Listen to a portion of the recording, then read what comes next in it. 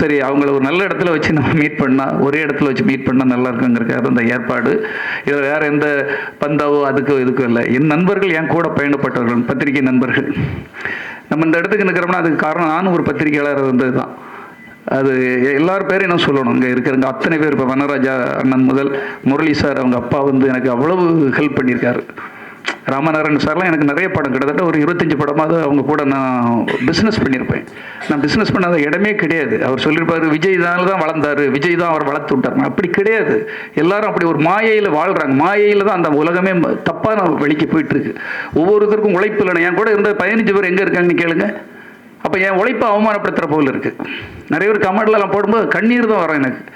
அவர் இல்லைன்னா இவர் எப்படி, நான் இல்லைன்னா அவர் எப்படின்னு தான் நான் கொஸ்டின் கேட்பேன். ஆல்மா தூக்கிட்டு போனது தொடரமைச்சது தெரியும்.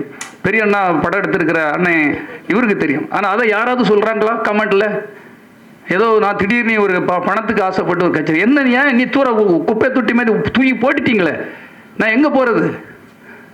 ஒரு சூப்பர் ஸ்டாராக உருவாக்குறது வரை உன்னை பற்றி ஒரு மைனஸாக எங்கேயாவது வந்ததா? அது வரை நான் காப்பாற்ற நிச்சயத்தை கூட இருந்து ஏதாவது ஒரு மைனஸ். உங்கள் குடும்பம் பிரிஞ்சுதா? உங்கள் குடும்பத்தை கட்டி காத்தோம். நான் இருக்கிறதோ உங்கள் குடும்பம் பிரிஞ்சுதா? உண்மையாக தானே உழைச்சோம். அந்த உண்மை தெரியாமல் விஷப்பாம்புகள் அங்கங்கே காலும் கையை சுற்றிட்டு அப்படி தான் இருக்கும். எனக்கு என் நண்பர் முரளி தெரியும். முரளி மாதிரி ஒரு ப்ரொடியூசர்லாம் அதுக்கப்புறம் எவ்வளோ கஷ்டப்பட்ட வெளியே சொல்ல மாட்டாங்க. பெரிய நடிகருங்கும் போது சொல்ல மாட்டாங்க. ஏன் சார் அப்பா எங்கே போனீங்கப்பாங்க? அப்பா இப்படியே கூட வேலை பார்த்துட்டு இருக்கோம், எவன்டா கூட இருக்குன்னு சொல்லுவான். அவன் எவ்வளோ பெரிய துரோகியாக இருந்தாலும் வெளியே சொல்ல முடியாது. ஏன்னா அங்கே வேலைக்காரன், நம்மளும் ஒரு வேலைக்காரன் தானே. ஆனால் வேலைக்காரன் உயரக்கூடாதா? அவன் அடுத்த கட்டத்துக்கு வரக்கூடாதா? ஆசைப்படக்கூடாதா? இப்போ முருகன் இப்போ ப்ரொடக்ஷன் மேனேஜர் இருந்தால், வாழ்நாள் முழுக்க ப்ரொடக்ஷன் மேனேஜர் இருந்தால் சாகணுமா? அப்படி ஏதாவது நீதி சட்டங்கள் வச்சுருக்காங்களா எங்கேயாவது? அப்போ நம்ம வளரக்கூடாதா? பல முறை பல விதங்கள்லாம் ட்ரை பண்ணி பார்த்தா, நீங்கள் அவரை பாருங்க இவரை பாருங்கும்போது எனக்கு ஒரு கை கொடுக்க ஒரு ஆள் வேணும் சார். நான் அந்த பகுதியில் ஏதாவது பண்ணணும். என் பகுதியில் நான் வாழ்கிற பகுதிக்கு ஏதாவது பண்ணணும். கடவுள் ஒரு வழியை விட்டுருக்காரு. கலப்பை மக்கள் இயக்கம் மூலம் 25 கலையரங்கங்கள், 9 பள்ளிக்கூடங்கள், 30 குளங்களை தூர்வாரி இருக்கேன் தனிநபராக. சொன்ன கண்ணீர் தான் விடுவீங்க சார். இதுவரை நான் அதை வெளியெல்லாம் ரொம்ப சொல்லலை. என் வாழ்க்கை முழுக்க அங்கே போட்டிருக்கேன். நீ வேணா வந்து ஊரில் வந்து பாருங்க, கேளுங்க யார்கிட்டையும். அப்போ ஒருத்தன் உழைச்சி வரதை நீங்கள் போட மாட்டீங்க. அவன் தும்முனான், கார் அவரே திறந்துட்டாரு சார், அவர் தண்ணி பாட்டில் அவரே எடுத்து குடிக்கிறாரு சார், இதெல்லாம் நியூஸ் ஆகுது. அவர் தண்ணி பாட்டில் அவர் குடிச்சிட்டாரு சார், கார் திறந்துட்டாரு சார், இதெல்லாம் நியூஸ். ஆனால் இவ்வளோ உழைச்சிருக்கானு ஒரு தனி நபர், அவன்கிட்ட பிஆர்ஓ இருந்தால் இவ்வளோ உழைச்சிருக்கானுன்னு சொல்லி அதை கையலைட் பண்ணலாமா பண்ணக்கூடாதா? உண்மையிலே தானே எனக்கு எவ்வளோ உழைப்பு, எவ்வளோ கஷ்டம் இருக்குது நினச்சி பாருங்க. சும்மா வரும் பணம். தினம் ரண வேதனை, ரத்த வேதனை பண்ணி என் ஒய்ஃபு இவ்வளோ ஆப்ரேஷன் பண்ண போகிற, என்ன போகக்கூடாது. டாக்டர் வந்து 6 மாதம் நீ ஓய்வு எடுக்கணும். 1 மாதத்துக்குள்ளே நான் வெளியே வந்துட்டேன். என்னால் இருக்க முடியல வீட்டுக்குள்ளே. ஏன்னா உழைச்சி பழக்கப்பட்டுட்டோம். இல்லை எல்லாம் ஈஸியாக நினைப்பாங்க, அவருக்கு ஈஸியாக கிடச்சிருச்சு சார், அவருக்கு என்ன சார்? அப்படி கிடையாது. உழைச்சிருக்கும். இந்த இடத்துக்கு வரணும்னா அது அவர் முரளி சார் சொன்னால் உழைக்காமல் அப்படி இல்லை. எனக்கு தெரியும் தமிழ்குமரன் சார் சும்மா வந்துட முடியுமா? அவங்க அப்பா பேரை சொல்லிட்டு மட்டும் வந்துட முடியுமா? உழைக்கிறாரு. இதில் வெற்றி தோல்வி எல்லாம் நாங்களாம் ஒரு குடும்பம் தான். முரளியும், தமிழ்குமரனும், விடியல் ராஜு, வனராஜா இருக்கட்டும், இங்கே நிற்கிற டிடி ராஜாவாக இருக்கட்டும், முருகனாக இருக்கட்டும், இங்கே நிற்கிற எல்லா சகோதரர்களும் எங்களுடைய சகோதரர். இந்த எலெக்ஷன் முடிச்ச பிறகு நாங்கள்லாம் குடும்பம் தான். ஆனால் பாருங்கள், ஒருத்தனை வாழ்த்துக்கு 2 பேர் வந்திருக்காங்க பாருங்கள். நான் யாராவது ஒருத்தர் தான் வருவாருன்னு நினச்சேன். ஆனால் பாருங்கள், அதுதான் அன்பு. முதல்ல அவங்க 2 பேர்த்துக்குமே கைத்தட்டல். இப்பவுமே வெற்றி தான். ஏன்னா அந்த மனம் இருக்குது பாருங்க. நம்மள உள்ள ஒருத்தன் வந்து இந்த இடத்துக்கு வந்திருக்கான்னு சொல்லி வாழ்த்த வந்திருக்காங்க. கடைசி ரொம்ப சலிட் சார் அவங்க 2 பேருக்குமே. ஒரு தலைமை பண்புல இருக்கு. அதே மாதிரி என் நண்பன் விடியல் ராஜ் பாவம், அவரும் உடனே எனக்காக ஹெல்ப் பண்ணி, நான் வரேன் உனக்குன்னா நான் எனக்கு இன்னைக்கு கேன்வசிங்கே வேண்டாம். அதேமாதிரி சிவி குமார் சார் நிறைய நல்ல படங்கள் எடுத்தவர். அதாவது இது ஒரு வேற்றுமைக்குரிய இடமே கிடையாது சார். இங்கே நல்ல நண்பர்கள்லாம் வந்திருக்காங்க, எலெக்ஷனில் இருக்கிறவங்களாம் இருக்காங்க. எல்லார் பேரும் என்னால் சொல்ல முடியல. நிறைய குடும்பங்களாக வந்திருக்காங்க. எல்லாரையும் நினச்சி எனக்கு சந்தோஷமாக இருக்குது. இது எதுக்காக சொல்கிறேன்னா சார், மனவேதனைகள் நிறைய வலிகள் இருக்கும் சார், வெளியே சொல்ல முடியாது. எப்படி வெளியே சொல்ல முடியும்? எத்தனை துயரங்கள், எத்தனை துரோகங்கள், எத்தனை அவமானங்கள். அவர் சொன்னது உண்மைதான். தொடரமைச்சர் அவருக்கு எல்லாருக்கும் அவார்டு கொடுக்கணுன்னே விஜய்க்கு கொடுங்க, நான் சொன்னது உண்மைதான். ஏன்னா முதல்ல ஆரம்பத்தில் நீங்கள் ஒன்று உச்சத்திலேருந்து சாடி வரலங்க. ஏன்னா மேலேருந்து ஆகாய கங்கையிலேருந்து குதிச்சு வந்தீங்க. அப்போ நீ ஒரு மேடையில் பேசும்போது கூட நான் உச்சத்துக்கு வந்துட்டேன், யார்ட்ட இல்லாத பணமா, அது மிரட்டல் மாதிரியே இருக்குது பேச்சுகள்லாம். எவ்வளோ கஷ்டம் தெரியுமா சார்? அவங்க அப்பா பால் வாங்க கஷ்டப்பட்டிருக்காரு சார். ஒரு வீட்டை விற்றோன்னா அப்படி மிரண்டு போயிட்டார் சார். முதல் படம் தோல்வி, வீட்டை விற்றுருக்காங்க. அப்போ நீ பட்ட கஷ்டத்தை பற்றியே சொல்ல மாட்டேங்கிற. எனக்கு இப்படிலாம் என் கூட வந்து உழைச்சாங்கிறத பற்றி எங்கேயுமே சொல்ல மாட்டேன். குறை சொல்கிறக்காக இல்லை, பக்குவப்படணும். உன்னை பற்றி தும்முனாங்க, அது பண்ணாங்க, நாங்கள் நியூஸ் கொடுத்தோம் இல்லையா? நல்லதெல்லாம் உனக்கு பற்றி வந்தது இல்லையா? நீ செய்கிற தவறை பற்றி வரணும். தப்பு பண்ணக்கூடாதுங்கிறக்காக தான் சொல்லப்படுகிறது. இது அவரை குறை சொல்வதற்காக, அவரை விட்டு வந்துட்டாங்கிறக்காக இல்லை. அவர் வரட்டும், அவர் எந்த இடத்துக்கும் போட்டோம். ஆனால் நாங்களும் களத்தில் இருக்கிறோம். கண்டிப்பாக எல்லோருக்கும் உரிமை இருக்குது. இது ஜனநாயக நாடு, டெமோக்ரஸி. யார் தப்பு பண்ணாலும் தப்பு பண்ணுறவங்க கூட வாழணுங்கிறது அவசியம் கிடையாது. அதனால் யாருக்கு என்ன பிடிச்சிருக்கோ அதை தான் செய்ய முடியும். அவங்க உரிமையில் தலையிட முடியாது. ஆனால் நீங்கள் சரியாக பயணப்படவில்லை என்றால் களத்தில் நாங்களும் இறங்கி போராடுவோம் என்பதுதான் உண்மை. இதுக்கு சண்டைக்கு சச்சரவாக இல்லை. எனக்கும் உரிமை இருக்கிறது. நானும் இந்த நாட்டினுடைய ஒரு பிரஜை. இந்த நாட்டில் உள்ள எல்லா அதிகாரமும் எனக்கு இருக்கு. எப்படி வனராஜாவுக்கு இருக்கோ அதே போல் எல்லாருக்கும் இருக்கு. இங்கே என் கிளாஸ்மேட்டு ஜோசப் சந்திரன் வந்திருக்கான். முதல் படம் பண்ணுறேங்க பாந்தா பரமசிவம். ரொம்ப கஷ்டம். ஒரு பிஆர் எப்படி பண்ண முடியும்? வந்த உடனே 10 லட்ச ரூபா எடுத்து போடுறான். அவன் வெளிநாட்டில் இருக்கிறான். அப்போ அவ்வளோ அவனை போய் கிண்டல் பண்ணியிருக்காங்க. ஏன்னா நீ போய் இப்படி 10 லட்ச ரூபா போயிட்டு செல்வகுமார் சினிமாக்காரனை நம்பி போடுறி அப்படின்னா இல்லை. அவன் சொல்லியிருக்கான் பாருங்க வார்த்தை. செல்வகுமாரை பற்றி எனக்கு தெரியும். நான் அவன் 6 வயசுலேருந்து ஒன்றா வளர்ந்துறாரு. ஒரே கிளாஸ்மேட்டு ஒன்றா. இது எதுக்கு தெரியும்னா சொல்கிறான், வந்திருக்கான் மேடையில். நாங்கள் 2 ஒன்றா படித்து வளர்ந்துருக்கோம், ஒன்றா இருந்திருக்கோம். அவனை பற்றி எனக்கு தெரியும். செல்வகுமார் தோக்க மாட்டான். அப்படி அவன் தோத்தா கூட நானும் தோத்துட்டு போறடா.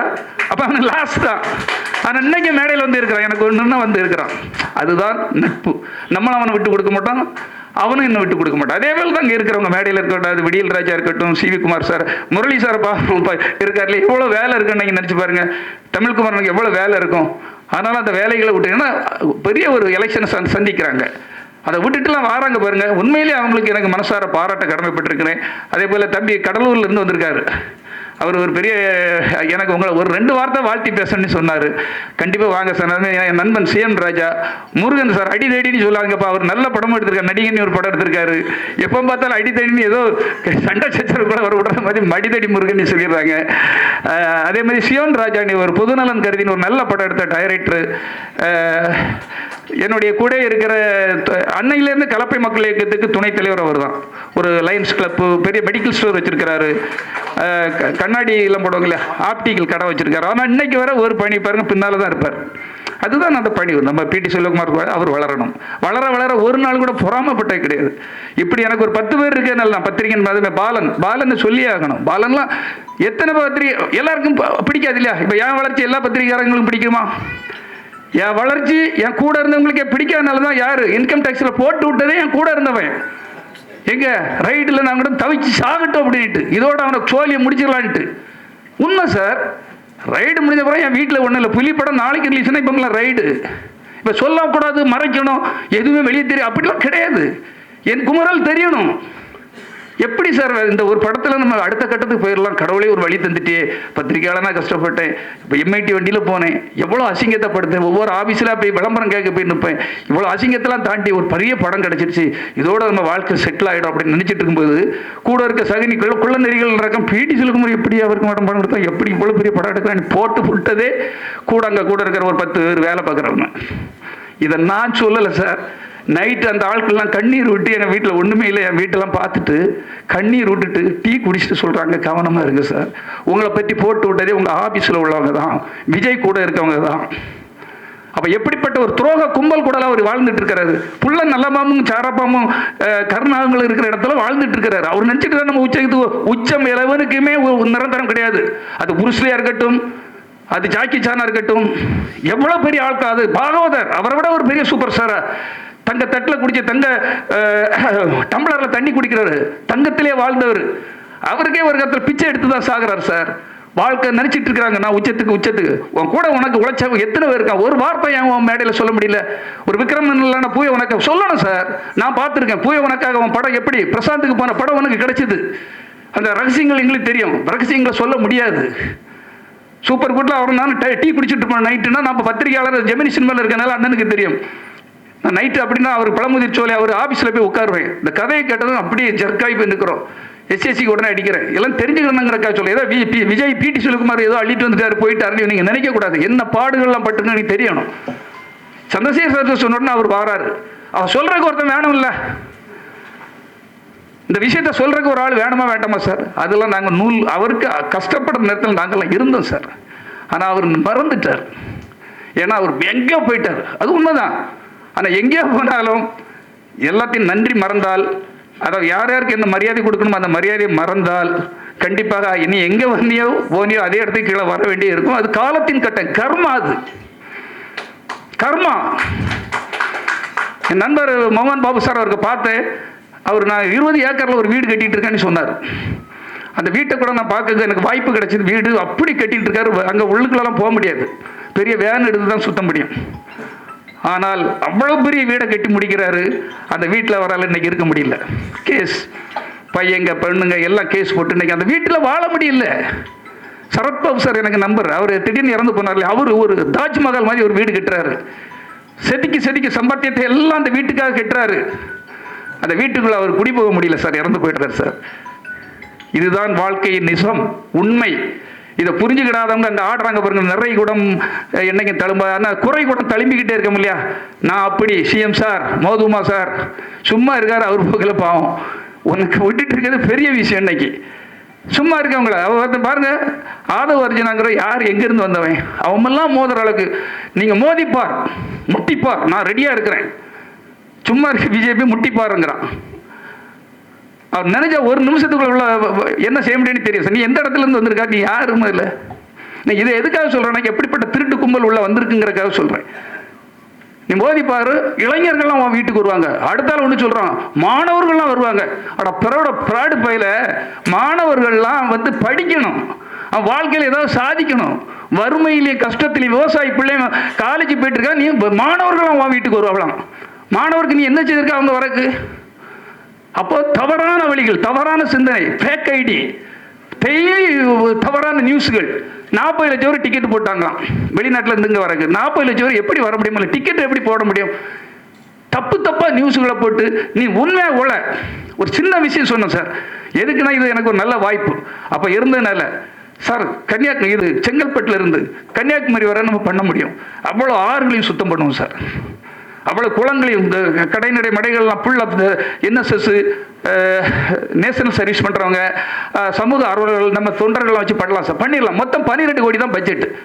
செயல்படுத்தும் சார். நீ சொன்னேன், எவனுக்கு அது காது கேட்கல. நீ செயலே பண்ண மாட்ட. ஒரு விவசாயிகள்கிட்ட நல்ல பேர் எடுத்திருக்கோம்ல, நீர் ஆதாரத்தை பாதுகாத்துருக்கலாம். திட்டங்கள் கொடுக்க இருக்கிற செய்யவும் முடியும் சார். ஆனால் அதை செய்ய மாட்டான். சும்மா வந்துடுவேன், நான் வந்து அதை பண்ணிடுவேன், இதை பண்ணிடுவேன். என்ன பண்ணுகிறேன்? இன்னைக்கு வரை என்ன செய்திருக்கீங்க? 42 பேர் செத்த உடனே எப்படி அப்படி அடிச்சு 100 மைல் ஸ்பீடில் ஓடுறீங்க, அவ்வளோதான் தெரியும். நானாக இருந்திருப்பேன், இப்போ சொல்லியிருக்கேன் சார், இதே வார்த்தையை சொன்னேன் சார்.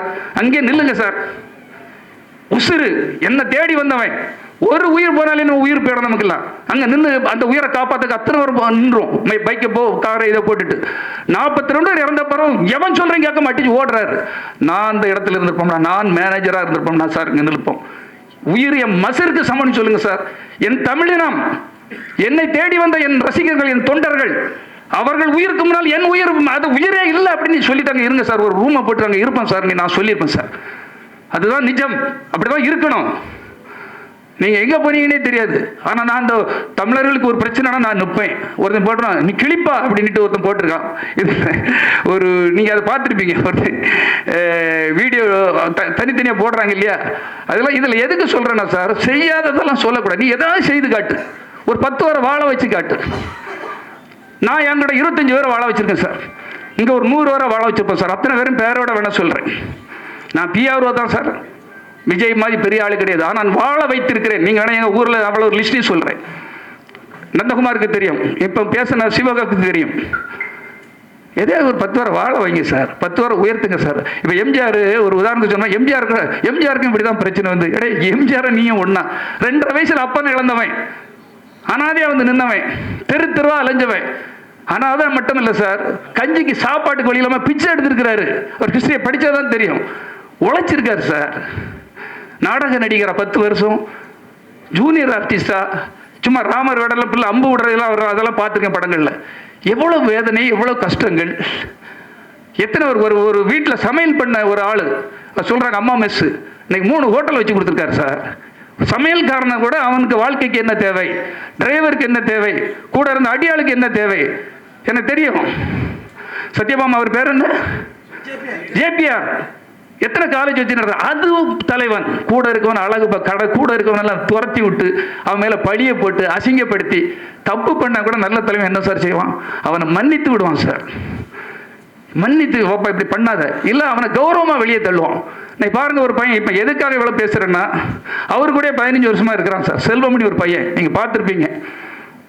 உதவியாளர் கொடை பிடிக்கிறது, ஜூஸ் கொடுக்கறது, தண்ணி கொடுக்கறது, அவருக்கு ஒன்றுன்னா போய் காலை கழுவி விடுறது, அத்தனை உதவிகளையும் செய்த ஒரு பையன் அவரை வேலையை விட்டு தூக்கிட்டீங்க. ஏதோ ஒரு பிரச்சனை எல்லாருக்கும் வரும் சார். எல்லாரும் தப்பு பண்ணுவாங்க. தப்பு பண்ணாமல் இருக்குங்க நம்ம ஒன்றும் ராமரோ ஸ்ரீராமரோ காந்தியடிகளோ கிடையாது. தவறுகளை சரி பண்ணி கொடுக்கணும் சார். அதான் தலைவன். இப்போ அந்த பையன் வந்து நீங்கள் நடு ரோட்டில் இருக்கான், வேலையை விட்டு தூக்கிட்டீங்க. அவனுக்கு ஏதாவது செய்யலாம்ல? நீ உச்சத்தில் இருக்கிறா. எங்கே இருக்கியே? உச்சத்தில் இருக்கீங்க. கோடிகள், பல கோடி, 250 கோடிங்க, 300 கோடிங்கிறீங்க. ஏன் அவனுக்கு ஒரு 5-10 லட்சம் கொடுக்கல என்ன சார் இருக்கு? அதுதானே தலைவன். உங்கள்கிட்ட இருக்கு, இல்லாமல் நீ கொடுக்க வேண்டாம். நான் கொடுக்குறேன். அந்த பாவம் அங்கே தான் வந்திருக்கான், ஆப்ரேஷன் பண்ணிட்டு அவனால் முடியாமல் எவ்வளோ லெட்டர்ஸோ இதுவும் கொடுத்துருக்கான். நான் திரும்ப திரும்ப அவன்கிட்ட கேட்டப்ப அவர் உதவியை கேட்டுப்பார். தரலன்னா வாங்க அப்படின்னு சொன்னேன். என்னுடைய முதல் தவணையாக அந்த பையன் ஒரு அவருடைய உதவியாளர் கொடை பிடிச்சு அவனுக்கு செல்வம், நீங்கள் பார்த்துருப்பீங்க யூடியூப்லாம்.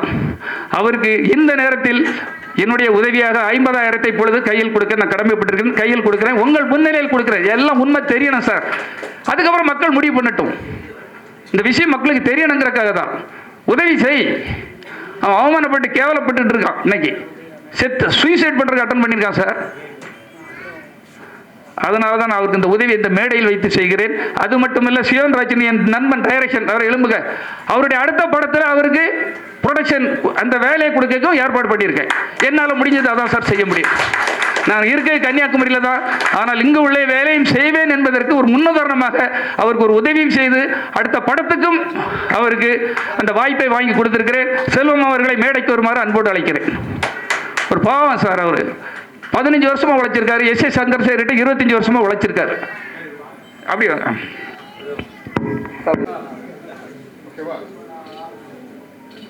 சரி, எல்லாருக்கும் என்னுடைய பணிவான வணக்கங்கள். நான் அவ்வளோ பெரிய ஆள் கிடையாது, ஒரு சாதாரண ப்ரொடக்ஷன் அசிஸ்டண்ட்டு. ஆனால் என்னையும் மதித்து இந்த அளவுக்கு என்ன கொண்டு வந்திருக்காருன்னு என் கண் கலங்குது. உண்மையிலேயே நான் அவரை இப்போ இந்த நேரத்துக்கு நான் தெய்வம் மாதிரி மதிக்கிறேன். பி.டி. செல்வகுமார் சாரை. அவர் தேவா படத்துலேருந்து எனக்கு அவரை தெரியும். உங்கள் ஊடகத்துக்கும் பத்திரிகை நண்பர்களுக்கும் இங்கே வந்திருக்கிற ப்ரொடியூசர் அனைத்து பேருக்கும் மற்றும் இருக்கிறவங்க அனைவருக்கும் என்னுடைய மீண்டும் பணிவான வணக்கத்தை செய்கிறேன். சார் எனக்கு நல்லா தெரியும். 40 வருஷமாக சினிமாவில் இருக்கேன். வீட்டுக்கு ஒரு கண்ணையிலேருந்து சாரையும் எனக்கு தெரியும். இங்கே பழைய விஜயகாந்த் சாருடைய அசன் சுப்பையா அண்ணனுக்கும் எனக்கு நல்லாவே தெரியும். நான் இந்த அளவுக்கு துணிஞ்சு இங்கே நின்று பேசுகிறேன்னா, மீடியாவுக்கு என்னை வெளியில் கொண்டு வீட்டிலேயே முடங்கி கிடைக்காத செல்வம் போய் அவரை உதவி கேளுன்னு சொன்னார். எத்தனையோ முறை அவரை போய் பார்த்து கெஞ்சி, நான் என் வீடு ரொம்ப கஷ்டமாக இருக்குது சார்ன்னு. நான் இப்பவும் சொல்கிறேன் சார், மீடியாவில் எதுவும் பிட்டாக போடாதீங்க. அவரை பற்றி நான் தப்பாக சொல்லலை. நீங்கள் நல்லா பாருங்கள். நான் ஆரம்பத்துலேருந்து கடைசி வரைக்கும் நான் பேசின வார்த்தைகளை பாருங்கள். அதில் எதையுமே அவரை பற்றி நான் தப்பாக சொல்லலை. உண்மையைத்தான் பேசியிருக்கேன். அதை மீடியாக்காரங்க கட் பண்ணி இந்த ட்ரெய்லர் போடுற மாதிரி எட்டி வச்சோம் அது இப்படிலாம் அதெல்லாம் போட்டிருக்காங்க. அதெல்லாம் கொஞ்சம் பார்த்து உண்மையை மட்டும் போயிருக்கேன். இப்போ நான் இந்த பேசுகிறதுக்கு காரணம், எனக்கு இந்த அளவுக்கு உதவி பண்ணுறாருன்னா நான் உண்மையிலே என் குடும்பமே அவருக்கு வாழ்த்தும். பி.டி. செல்வகுமார் மீண்டும் இந்த அரசியல் நல்லா இருக்கணும், நல்லா வரணும்னு என்னுடைய மனமார்ந்த பாராட்டு. உண்மையிலே அவர் எவ்வளோ கஷ்டப்பட்டாருன்றது அவர் சொல்கிறாரு. அவர் கூடவே இருந்து பயணித்த நான் விஜய் சாருக்கு என்ன பண்ண, தேவா படத்துலேருந்து நாகர்கோவிலேருந்து நான் அவரை பார்த்துக்கிட்டு இருக்கேன். கிட்டத்தட்ட 60 படம் எஸ்.ஏ. சந்திரசேகர் சார்கிட்ட வேலை செஞ்சேன். அவங்களுக்கு என்னன்னு தெரில, உதவி பண்ணணுன்ற அந்த எண்ணம் வராது. கோடியாக இருக்குது.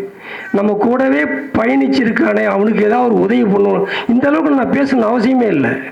கோடியாக கொண்டு போய் என்ன சார், செத்துட்ட பிறகு ஒரு குடும்பமே ஒருத்தன் செத்துட்ட பிறகு அவனுக்கு மாலையும் மரியாதையும் செய்கிறத விட, அவன் உயிரோடு இருக்கும்போது அவனுக்கு ஏதாவது உதவி பண்ணால் அவங்க குடும்பத்தை அவங்க பாராட்டுவாங்க. இது மற்றவங்களுக்கு தெரிய மாட்டேங்குது. ப்ரொடியூசர்லாம் இன்றைக்கி ரொம்ப நல்லவங்க. ஆனால் அவங்களால தான் நாங்கள் இன்றைக்கி ப்ரொடக்ஷன் அசிஸ்டன்ட்லாம் இருக்கோம். எனக்கு ஒரே ஒரு கோரிக்கையை மட்டும் சாருக்கிட்ட வைக்கலான் இருக்கேன். ஏன்னா முதலமைச்சர் இந்த அளவுக்கு அவருக்கு ஒரு பதவி கொடுத்துருக்காருன்னா ரொம்ப மிகவும் சந்தோஷப்படுறேன். சினிமா தொழிலாளர்கள் ரொம்பவும் கீழ்மட்டமாக இருக்கிறவங்க ரொம்ப கஷ்டப்படுறாங்க. லைட்மேனாக இருக்கட்டும், டிரைவராக இருக்கட்டும், 24 யூனியனில் கஷ்டப்படுறாங்க. ப்ரொடக்ஷன் நாங்களும் கஷ்டப்படுறோம். கண்டிப்பாக ஜெயிச்சார்னா ஜெயிப்பார் எனக்கு நம்பிக்கை இருக்குது. முதலமைச்சர்கிட்ட போய் சொல்லி எங்களுக்கு வாழ்வாதாரம், வீடு இல்லாதவங்களுக்கு, சினிமா தொழிலாளர்களுக்கு வீடு இல்லாதவங்களுக்கு வீடு கொடுக்கணும்னு பேசணும். இப்போ தயாரிப்பில் இருக்கிற முரளி சாருக்கும் நான் வேண்டி கேட்டுக்கிறேன். நான் 40-50 வருஷமாக சினிமாவில் இருக்கேன். ராமநாராயணன் சார் படம்லாம் இளஞ்சோடி நிறைய படம் ஒரு கம்பெனியில் நான் ப்ரொடக்ஷனில் ஒர்க் பண்ணியிருக்கேன். இப்போ இந்த மீடியா மூலியமாக தான் நான் யாருன்றது எல்லாத்துக்கும் தெரிய வச்சது.